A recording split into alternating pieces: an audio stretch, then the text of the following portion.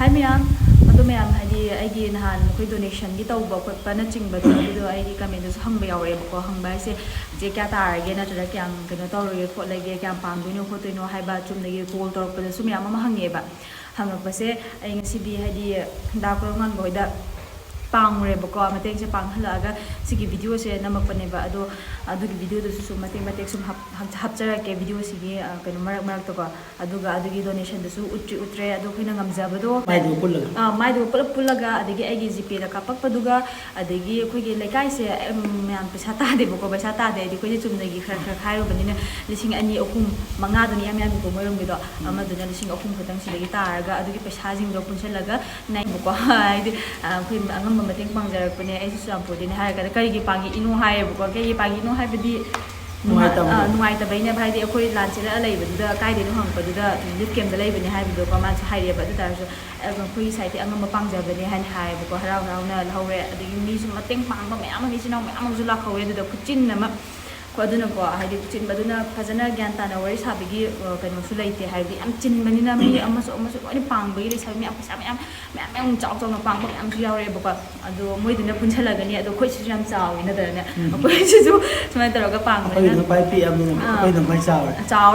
khoi de pi am ni mai chaw ado ina mayam da haini mi setenete ngasi phawda haidi aina donation sumaina khairaga adagi mayam na mateng pangi ise mamang da su aina khaidra maksuda dsp unit agi chuma personal ko ina pang ko yawi handa kisina ko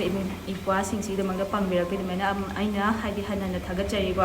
aduga mokhoi tawraga maga tawra khoi khaimina bani ko punna aduga haidi khoi angam ba mating do pangjakre mayam su mayam pangbagi mayam na khala khawe aduga matung su pang pasu oirasino lansi su khoina ngam basu oijarasino mayam oisu oir ngam su ngam gani ko haina khalle aduga mateng pang su le mateng pang basu le poisu mayam hoji khoina haidi khoina pange na hoji tokuna tawa matung ta da so dum adu lan ni loi di na ko amung pang loi na te ba khoina awat pa sum pang lai se ba ko giba khomjan giba myam do myam de kisu haidi mateng ni giba myam do gasidi haidi khoi isa da chalago dalan chen lo yauri ko haidi moi tawraga de ngan yauri tawraga da korongan badu ne dayo gina magi masa da makutoi ne sina ba pa me haina ne maga pau phognar ba matung da koi bi basali ne ba ko sa haidi angam ba khara se koi ge tarak se adu myam haidi moi keno to badu di namaro ge koi sma chatle haiba amadi photo ne chen ba ko adu di proof ge da mak to ko koi myam si ge ni ko koi ge tar se koi donation se si se tum punna hapsan grage koi envelope da ai koi envelope manung da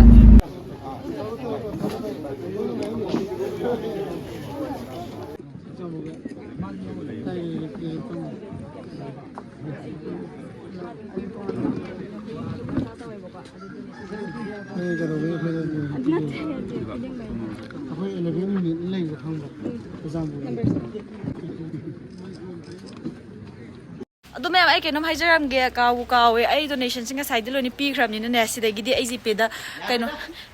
kaimta kapira no donation do close ocean lage me people were ga loi khrabani na ma'am na tharak tar so ama ani da makti khoi chala ga di dumani di